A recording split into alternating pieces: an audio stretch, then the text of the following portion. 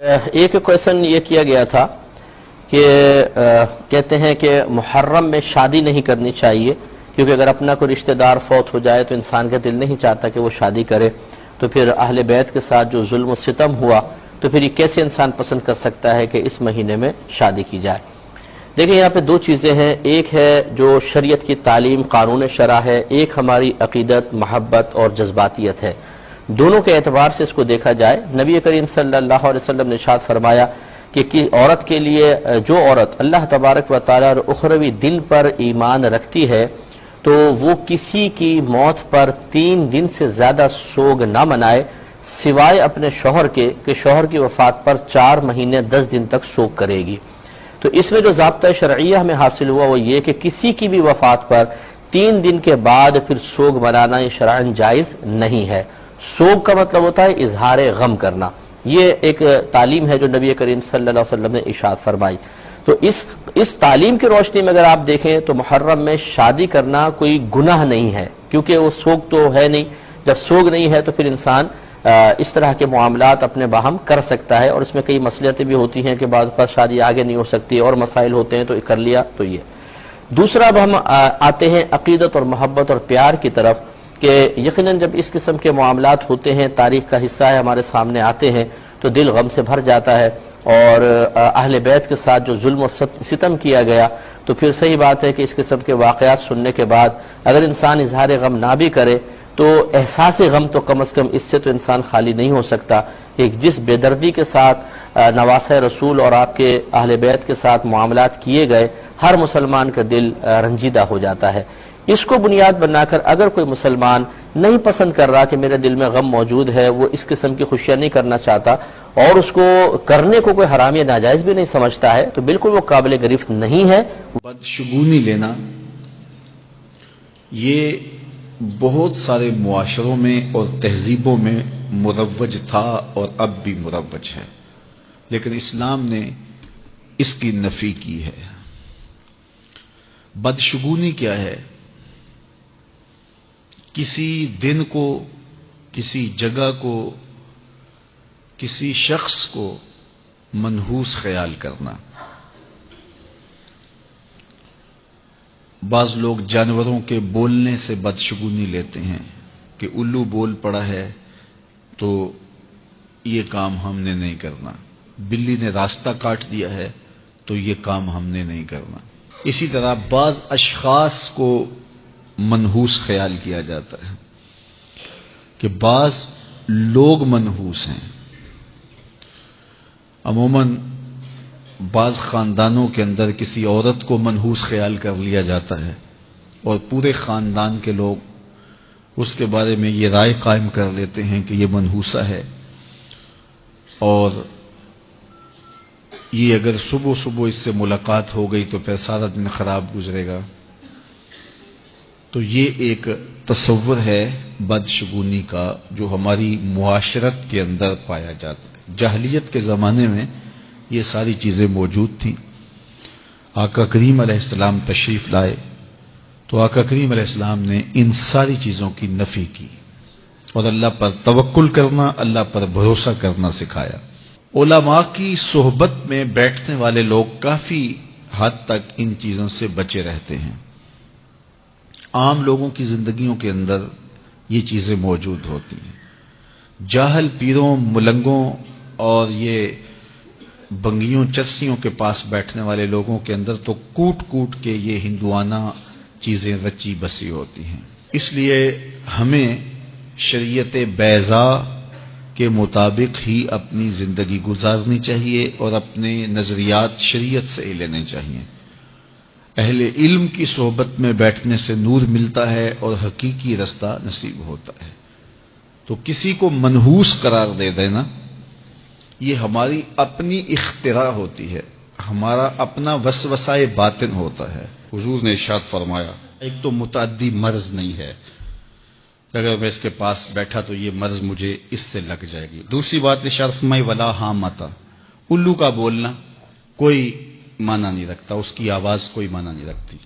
تیسری بات فرمائی اور نہ ہی ستاروں کی کوئی تاثیر ہے، کہ فلاں ستارے کا یہ اثر ہے. اقبال کہتا ہے یہ ستارے میری قسمت پر کیسے اثر انداز ہوں گے جو خود افلاک میں زار و زبوں گھوم رہے ہیں.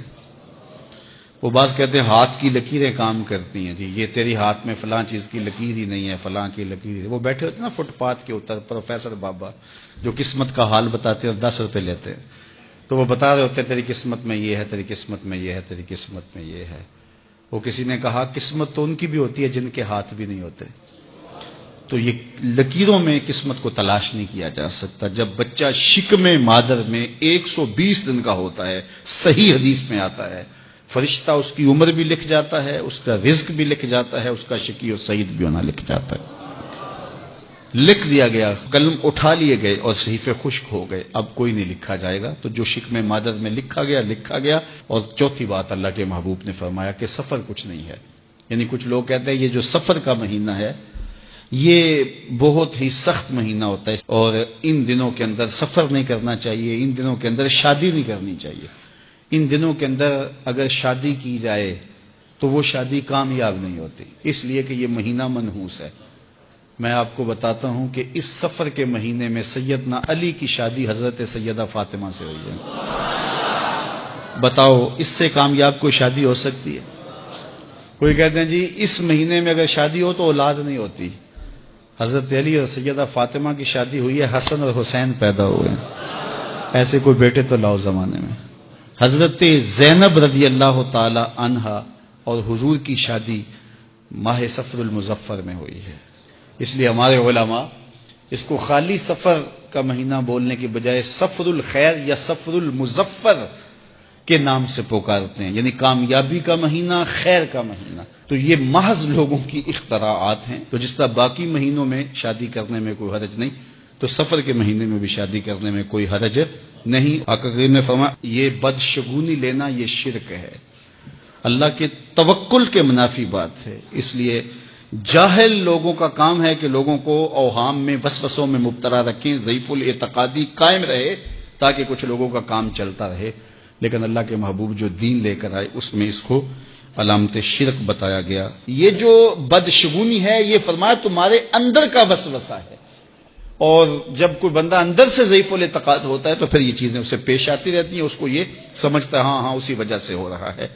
تو یہ چیزیں انسان کی زندگی پر بہت زیادہ اثر انداز ہوتی. اللہ مجھے آپ کو اپنی رحمتوں کے حصار میں رکھے. کاش کہ ہم کتاب اللہ کو اپنی زندگی اور اپنے شب و روز میں خضر راہ بنا لیں. اور یہ کتاب سراپا ہدایت ہے، سراپا نور ہے، اجالوں کی نقیب ہے. یہ کتاب جہاں کتاب اللہ کے ساتھ وابستہ ہونے کا حکم نامہ دیا، وہاں اہل بیت کی محبت کا سبق بھی سکھایا. حضرت اسامہ بن زید بن حارثہ رضی اللہ تعالی عنہ فرماتے ہیں میں حضور کی خدمت میں حاضر ہوا، میں نے حاجت کہی، حضور نے حاجت پوری کر دی. لیکن میں نے ایک منظر دیکھا کہ حضور نے جس چادر کی بکل کی تھی وہ چادر اطراف سے جنبش میں ہے جس طرح اندر کوئی ہو.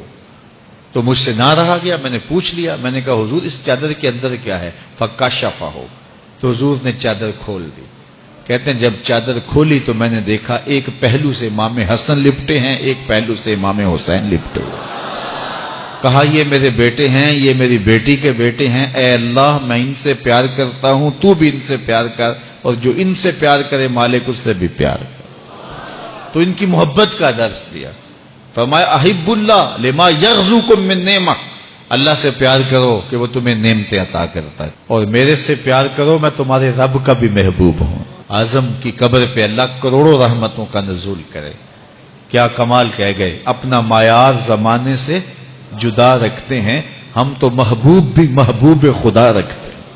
فرمایا مجھ سے پیار کرو میں تمہارے رب کا محبوب ہوں. اور تیسری بات پھر میرے حضور نے فرمائی وَأَحِبُّ أَهْلَ بَيْتِي لِحُبِّي، اور میرے اہل بیت سے میری وجہ سے پیار کرو کہ وہ میرے اہل بیت ہیں. اور اس کی ترغیب دی اور اس کے لیے تحریش دلائی. بلکہ حضور نے ان کے فضائل بیان فرمائے، مناقب بیان کیے، ان کی عظمتوں کو بیان کیا. لوگوں کے سامنے ایسے اعمال ہیں حضور کے جس سے اہل بیت کی محبت دل میں پیدا ہوتی. منبر پہ بیٹھے ہیں میرے حضور، امام حسن اور امام حسین آ رہے ہیں، حجرہ فاطمہ سے نکلے. چھوٹے بچے ہیں، کبھی گرتے ہیں کبھی سنبھلتے ہیں، حضور ان کے لیے خطبہ چھوڑ کے لینے کے لیے چلے جاتے ہیں۔ اللہ اکبر۔ حضرت عبداللہ بن شداد کہتے ہیں کہ آقا کریم تشریف لائے تو حضور کا مبارک نواسہ حضور کے ساتھ تھا، شہزادہ ساتھ تھا۔ نماز کا وقت ہوا، اقامت ہوئی، حضور نماز پڑھانے کے لیے کھڑے ہوئے، تو جب سجدے میں گئے تو حضور نے سجدہ اتنا طویل کر دیا کہ صحابہ کو لگا جیسے اللہ کا امر آ گیا ہے، یعنی حضور علیہ السلام وصال کر گئے یا پھر حضور پر وحی کا نزول ہو رہا ہے۔ سجدہ طول پکڑتا جا رہا ہے۔ حضرت شداد بن ہاد کہتے ہیں کہ میں بھی نماز میں تھا، خیر میں نے سجدے سے سر اٹھا کے دیکھا تو کیا دیکھا کہ شہزادہ حضور کی پشت پہ بیٹھا ہوا ہے۔ خیر نماز ختم ہوئی تو صحابہ نے عرض کی یا رسول اللہ ہم تو سمجھے تھے شاید اللہ کا امر آ گیا یا وحی کا نزول ہو رہا، تو آقا کریم علیہ الصلوۃ والسلام نے ارشاد فرمایا کہ یہ میری پشت پہ بیٹھا تھا۔ ان کی دل جوئی کے لیے حضور سجدے کو طول دے رہے ہیں۔ میں ایک جملہ یہاں کہنا چاہوں گا، یہ لکھا گیا نا کتابوں میں کہ نبی کا خیال آئے تو نماز ٹوٹ جاتی ہے، یہ کہنے والوں نے کہا، لکھنے والوں نے لکھا، اس پہ عقیدے بنے۔ میں بات نہیں کرتا کہ کون تھا، کس نے لکھا، جس نے بھی لکھا اور انہوں نے باتیں کی کہ نبی کے خیال سے نماز ٹوٹتی ہے، میں ایک ہی بات پوچھتا ہوں، میرے رسول کے خیال میں کون تھا کہ سجدے کو طول دے رہے تھے؟ اور مجھے فتویٰ دو کہ رسول اللہ کی نماز ہوئی ہے یا نہیں ہوئی؟ صاحب اگر نبی کے خیال میں امتی ہو تو نبی کی نماز نہیں ٹوٹتی، تو امتی کے خیال میں نبی ہو تو پھر امتی کی نماز کیسے ٹوٹ سکتی ہے؟ باقی رہی بات خیال کی، آؤ بخاری اٹھاؤ۔ حضرت کعب بن مالک رضی اللہ تعالیٰ عنہ، یہ کون سے آدمی ہیں جن کی بخشش کا اعلان، توبہ کا اعلان اللہ نے قرآن میں کیا ہے۔ حضرت کعب بن مالک کہتے ہیں اصلیو قریبا منہ، جب میں کھڑا ہوتا حضور کے قریب ترین کھڑا ہوتا۔ کیوں قریب کھڑا ہوتا؟ فَأُصَارِكُهُ النَّظْرَ، اس لیے کہ نماز بھی پڑھتا رہتا، چوری چوری حضور کی دید بھی کرتا رہتا، نماز بھی ہوتی رہتی، رخ مصطفیٰ کی دید بھی ہوتی رہتی۔ حضور نے سجدہ لمبا کر دیا حسین کی